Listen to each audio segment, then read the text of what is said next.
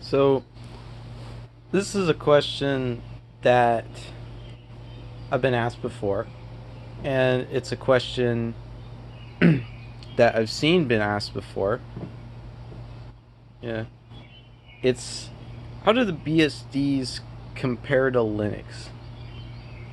I have quite a bit of experience with BSDs because I used to play with all kinds of Nix systems since I was 13 years old. And BSD was actually one of the first things I found out about in the Nix world when I first got started in it. My introduction was Ubuntu Linux, and then I actually learned about FreeBSD the next day. So I'd like to start out saying each Nix system has its niche. They all have their niche and they all contribute some kind of like software or idea. And the way the BSDs compare to Linux is that, for one, they come from Unix descendant, like they're Unix descendants. They directly come from Unix source code, original Unix source code. They're descendants of them.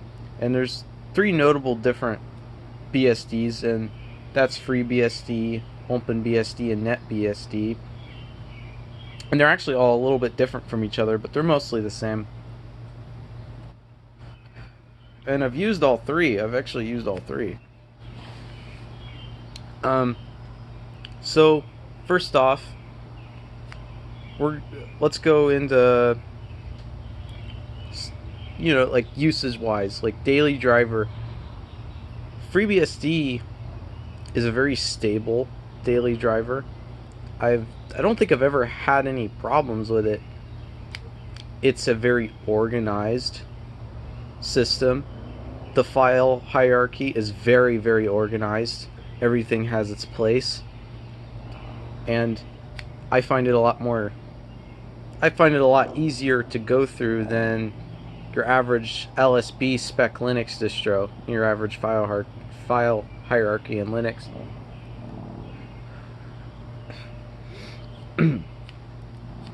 So that's the way that compares. I find FreeBSD more organized and more stable than Linux. Now Linux is more, you're a tinkerer. For me, I like to tinker on Linux more because you have a lot more software to play with. There's a lot more to do. It's kind of a hacker's paradise a little bit, Linux, and it's a lot. There's a lot more software for it. There's also a lot more support, hardware support for Linux, so it's a lot easier to get running on all the machines I have. FreeBSD, for example, doesn't have very good hardware support, especially Wi-Fi drivers. Oh lord, Wi-Fi drivers are pretty bad on FreeBSD, in my experience. So that's kind of like daily driver usage. Server usage, I've actually used. Now I am talking about FreeBSD specifically. I'll talk about the other BSDs later, but FreeBSD is the one I'm most familiar with. Now server usage, FreeBSD is very stable. Like I said, file hierarchy is much more organized. And Linux I've always found to be not so stable server-wise. Not so robust.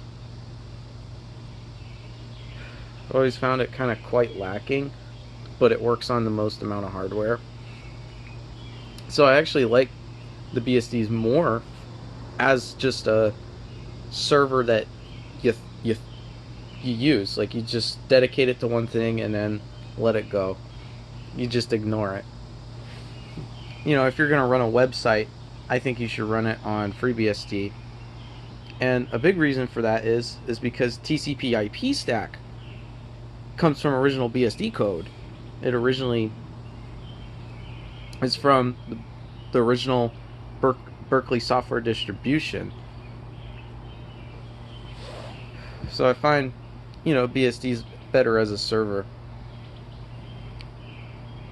compared to Linux. but I still use Linux because it has more hardware support. Now, on to the other BSDs, OpenBSD and NetBSD. OpenBSD I actually did use as a daily driver for a little while, and I found it very good. It's a very minimal, easy to understand system. It actually has a lot more hardware support than you'd think. It's got more hardware support than FreeBSD does, especially with Wi-Fi. It's really good with Wi-Fi drivers in my experience. And OpenBSD is all about security, while something like FreeBSD is more used as like you can use it as a workstation or a server.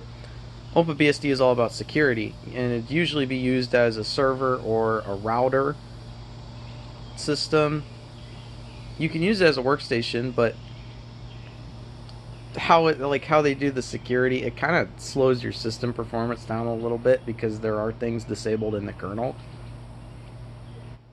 So, and OpenBSD actually generates a unique kernel.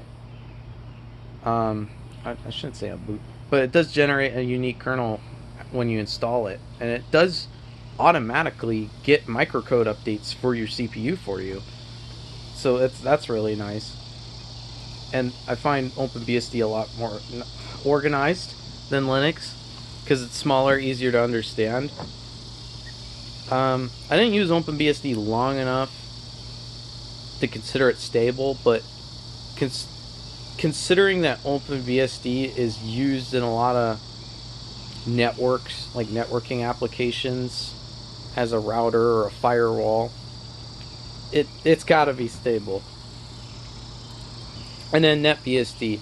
NetBSD is the BSD that runs on everything. It is the most portable BSD, or that's what they say. It's supposed to be the most portable BSD. It runs on most architectures that exist. I could not name all of them, but there are a lot of architectures that I didn't even know exist until I looked at the supported architectures on the NetBSD website. So it is supposed to be the most portable BSD, but is not the most secure BSD, and it is also not the most quality BSD. The code quality I've heard is quite lacking, and from what I've seen, compared to other BSDs in Linux, the code quality isn't that great. But considering it's just to be a portable system that runs on anything, supposedly you can get it on a Dreamcast. I read from the website they support the CPU for that, so you might be able to actually run it on a Dreamcast if you have one.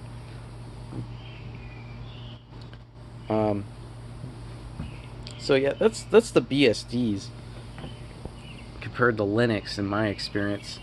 It's not like a very detailed experience, but it's just kind of like what I think right now. FreeBSD is stable, organized, and has good networking. OpenBSD is stable, organized, very secure. I do have to mention I actually did run it in virtual machines before for setting up a bunch of server stuff. I actually did play with it in VMs. I've tried to make a mail server with it, and making a mail server with it was actually pretty easy, along with a website. You can make a website on OpenBSD easily. There's this daemon called HTTPD that you can use, and you just edit a configuration file, put all your information for the website in there, and then you get what you want.